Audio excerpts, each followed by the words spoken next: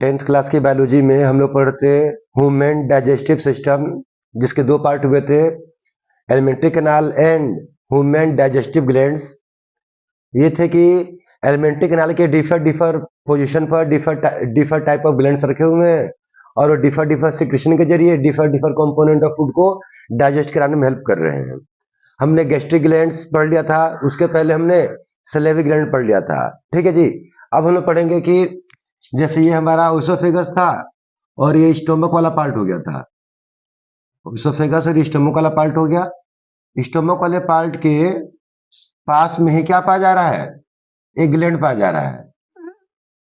ये हमारे बॉडी का लार्जेस्ट ग्लैंड है। लीवर हमारे बॉडी का लार्जेस्ट एक्सोक्राइन ग्लैंड है। Largest exocrine gland. वैसे तो 4 लोब में बना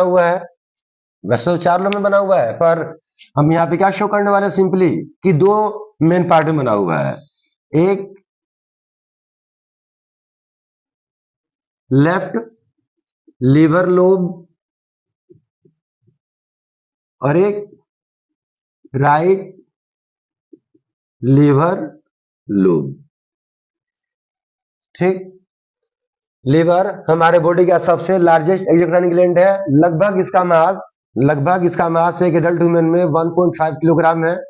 इसका पोजीशन राइट साइड में बिसाइड स्टोमक के बिसाइड हो जा रहा है। तो चूंकि पहले बात हुआ था कि स्टोमक बिलो डायफ्राग्म है, एब्डोमिनल कैविटी में है। ठीक है जी। तो इसका पोजीशन भी क्या हो जा रहा है? बिलो डायफ्राग्म हो जा रहा है। राइट साइड में थोड़ा पीछे की ओर। ठीक ना। दोनों लोब से सिंगल डक्ट बाहर निकल रहा है। कोरस्पोंडिंगली उनका नाम भी है। क्या नाम है? जो लेफ्ट साइड से आ रहा है उसका नाम है लेफ्ट हिपैटिक डक्ट। लीवर को ही हिपेट कहा जाता है।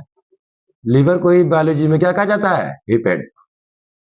तो क्या बोला जा रहा है? लेफ्ट तरफ से आने वाले डक्ट को लेफ्ट हिपैटिक डक्ट, और जो राइट से आ रहा है उससे बोला जा रहा है राइट हिपैटिक डक्ट।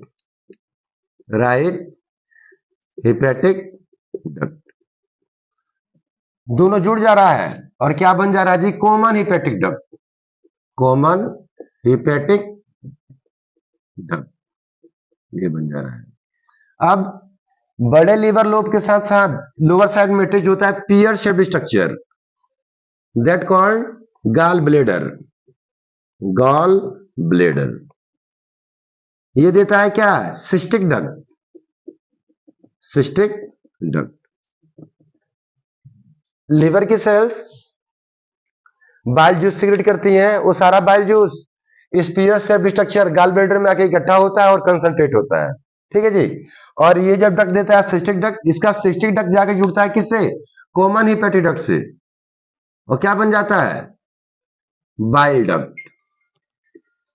क्या बन जाता है जी? Bile duct. अब ये बाइल डक्ट थोड़ा नीचे की ओर आ रहा होता है और ये ड्यूडेनम वाला पार्ट है। स्टोमक के जस्ट नीचे जो पार्ट दिखाया जा रहा है, क्या ड्यूडेनम वाला पार्ट है। इसी के कॉन्केविटी में एक ग्लैंड पाया जाता है जिसका नाम होता है पैंक्रियाज। क्या नाम पाया जाता है जी? पैंक्रियाज पाया जाता है, जिसके बारे में हम लोग लीवर की बात पढ़ेंगे। तो पैंक्रियाज से आ रहा था क्या? Pancreatic duct. और वो किससे जुड़ जा रहा है? बाइल डक्ट से। दिख रहा पोजीशन? इधर से आ रहा है हमारा बाइल डक्ट और जुड़ जा रहा है किससे? पैंक्रिएटिक डक्ट से। और क्या बन जा रहा है? ये जो डक्ट बन जा रहा है इसका नाम है हिपाटो पैंक्रिएटिक डक्ट। ये जो डक्ट बन जा रहा है इसका नाम है हिपाटो पैंक्रिएटिक डक्ट।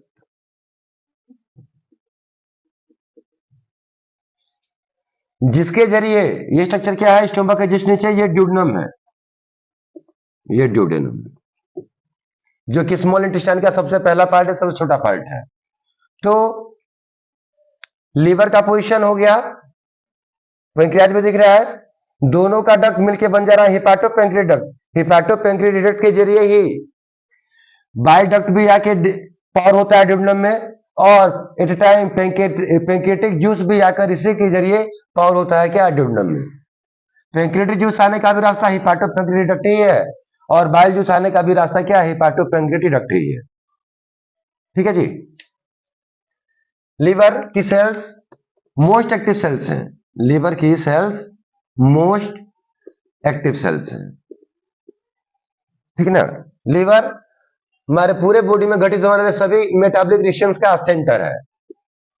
लीवर क्या है, सेंटर ऑफ मेटाबॉलिक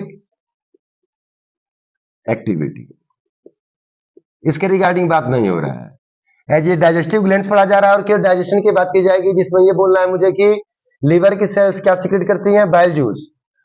ठीक, लीवर सेल्स क्या देती हैं, बाइल जूस, और वो बाइल जूस स्टोर होता है और कंसंट्रेट होता है किसमें जी, गाल ब्लैडर में, और सिस्टिक डक्ट के जरिए through bile duct, hepatopancreatic duct, duodenum में पोर कर दिया जाता है। बाइल जूस में क्या होता है जी, bile juice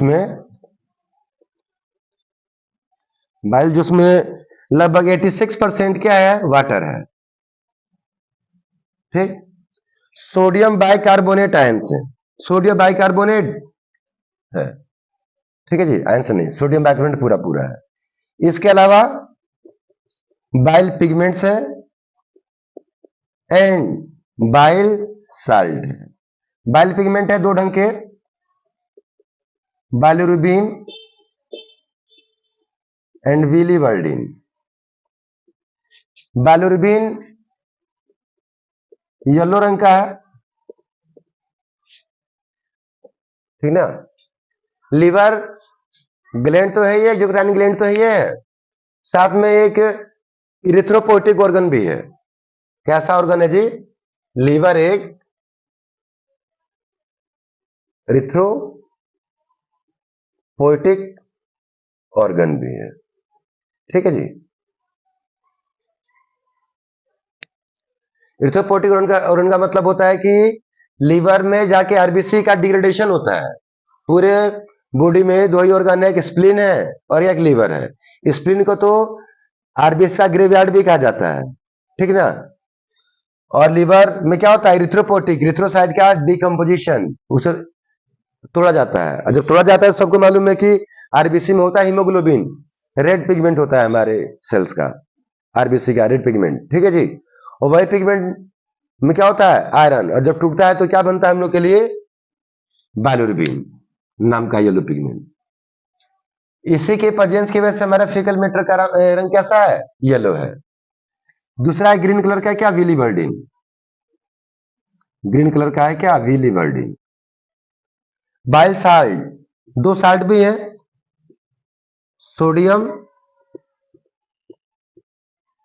glycolate, sodium glycolate and sodium taurocholate,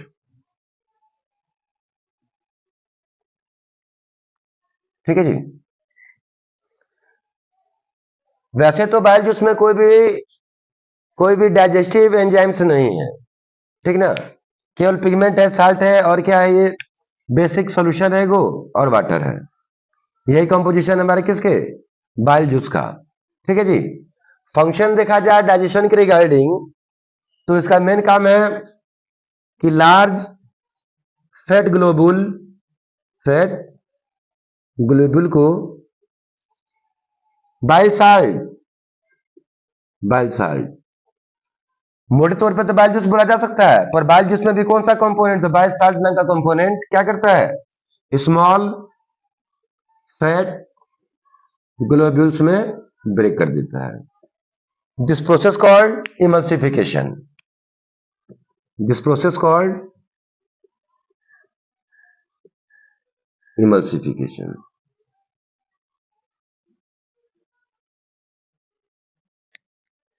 ठीक है जी। केमिकल तौर पे ये कोई डाइजेशन नहीं हुआ, बस एक बड़ा fat globule small fat globules में क्या हो जा रहा है, टूट जा रहा है। इससे क्या फायदा होने वाला होगा, फर्दर हम लोग पढ़ेंगे पैंक्रियाज फर्दर हम लोग पढ़ेंगे पेंक्रियाज, जो कि इसके बाद लीवर के बाद आने वाला अदर डाइजेस्टिव ग्लैंड है हम लोग के लिए, और वो देगा पेंक्रियाटिक जूस। उसमें होगा pancreatic lipase, that is the enzyme for the digestion of fat, और वहां पे डाइजेशन होगा फैट का रियल में।